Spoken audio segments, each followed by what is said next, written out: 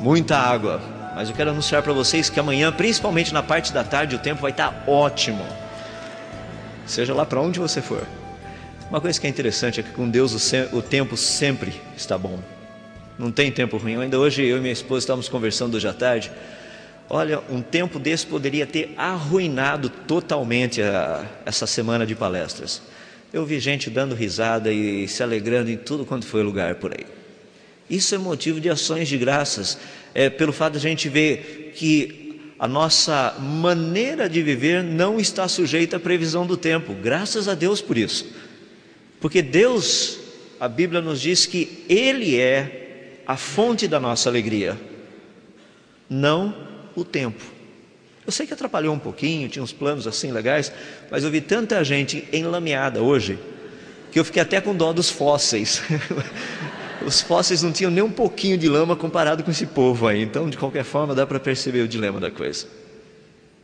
Nós estamos tratando especificamente do dilúvio. Então vamos estudar um pouquinho para onde teria ido toda essa água que inundou o planeta. Pequena recapitulação, nós já vimos que a situação geológica do planeta antes do dilúvio, nós não tínhamos nem montanhas tão altas, nem os oceanos eram tão profundos. Montanhas de 2,5 km no máximo de altura a partir do nível do mar. Fundo dos oceanos, 3,5 km. Nós sabemos que antes do dilúvio havia uma grande fauna, uma grande flora na superfície desse planeta. Já falamos que provavelmente na superfície do planeta havia de 700 milhões a 2 bilhões de habitantes na época do dilúvio. E Noé era o único que encontrou graça diante de Deus. Homem sério, homem que queria trabalhar honestamente, fazer aquilo que agrada a Deus. Essa parte que nós vamos trabalhar agora é uma parte para mim que eu gosto muito. Na área de física, eu trabalho mais com a área experimental do que com a área teórica.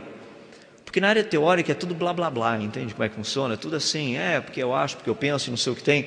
Na área experimental não, na área experimental você vai no laboratório e faz uma experiência, se deu certo, deu, se não deu, não deu, você joga a sua teoria fora, se não deu certo, se deu certo você publica e a coisa funciona desse jeito. Até agora eu apresentei para vocês uma teoria. Essa teoria, como eu já mencionei, foi proposta por um homem, Dr. Walter Brown. Quando ele propôs a teoria, ele não era evangélico e ele não conhecia a Bíblia. Mas é fascinante o quanto que esse negócio é parecido com a Bíblia. Principalmente na parte que a gente entrar aqui agora. Depois, se você tiver um tempinho, depois você vê o que você vai ver aqui, vá ao seu quarto mais tarde e leia o Salmo 104. É só lembrar de quarto para 4, é só trocar pouca coisa ali. O Salmo é 104. Leia esse salmo, você vai ficar impressionado. Vamos dar uma olhadinha. Estamos aí com um processo, como mencionei, as águas do dilúvio estavam saindo lá de baixo, chegando à superfície, inundação em todo o planeta, um problema sério de muitas tempestades. Eu mencionei a respeito de ondas de provavelmente até 120 metros de altura. Algumas pessoas ficaram preocupadas, falaram, mas e a arca? Só para vocês terem uma ideia, a arca de Noé, aquele caixotinho desse jeito, quando a arca estava nessa posição, se viesse uma onda e levantasse a arca poderia chegar a 75 a 80 graus no máximo, e o que aconteceria depois que a onda passasse, ela caía de novo. Ela não capotaria por causa da estabilidade dela. Lateralmente, essa arca poderia virar até 60 graus e ela cairia de volta. É muito estável o negócio. Então a gente não tem tantos problemas assim. O que é mais bonito de tudo, se você pegar aonde a arca provavelmente está hoje, que é o Ararat, e traçar um círculo de mais ou menos 500 quilômetros, que seria o máximo que a arca teria simplesmente flutuado, solta como ela estava, você vai perceber que aquela é uma das áreas mais bem protegidas do planeta na questão dessa rachadura. Deus sabia até onde colocar Noé e a sua arca. Não é fantástico como Deus pensa até nos pequenos detalhes? Eu fico assim impressionado com a grandeza da sabedoria do nosso Deus, como Ele cuida dos detalhes. Bom, vamos trabalhar um pouquinho aí. Questão da Pangeia. Eu vou usar algumas computações gráficas só para a gente ter uma ideia de como o negócio funciona. Aqui vocês estão vendo a Pangeia, ou seja, a formação dos continentes e das cadeias de montanhas. Observe um pouquinho o que teria acontecido durante o dilúvio. Praticamente você tem uma rachadura e você tem a movimentação dessas placas continentais, formando os continentes. Durante o dilúvio, durante esse tempo que a terra esteve inundada. Essa é a proposta. Deu para perceber o que aconteceu com os continentes? Nós vamos ver um pouquinho mais em detalhes. Quando a gente estuda esse negócio todo, tem um pouquinho de equações, como vocês estão vendo ali. A coisa não é simplesmente, não, porque eu acho que o versículo tal falando não sei o que tem, o versículo não sei o que tem, fala. Não, a gente pega equações, você vai trabalhar, por exemplo, aqui você tem granito, aqui você tem basalto, se tem água entre eles, você tem água saindo por ali, essa água vai desbastar a parte de granito, vai desbastar a parte de basalto, então você vai ter formação de granito e de basalto em várias regiões do planeta, você vai encontrar basalto onde não deveria encontrar, coisas desse jeito. Que é exatamente o que a gente vê e encontra. Só que tudo isso é baseado em ciência, em cálculos. Tive uma pessoa uma vez que chegou para mim e falou o seguinte: eu não sei como é que vocês podem usar a Bíblia para fazer ciências. Ciência não pode fazer isso. É mesmo? Vocês sabiam que a teoria quântica foi desenvolvida por Max Planck, Schrödinger e outros? A base dela vem do hinduísmo, que era a religião de alguns deles.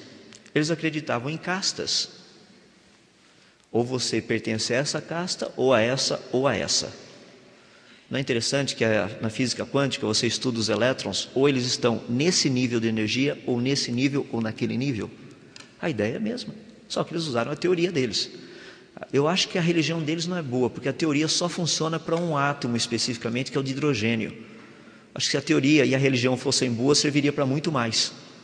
Mas a gente fica trabalhando com esses negocinhos de religião ruim e teoria ruim, até que a gente acha religião boa e teoria boa. Vamos dar uma olhadinha a respeito de algumas coisas que são interessantes aí.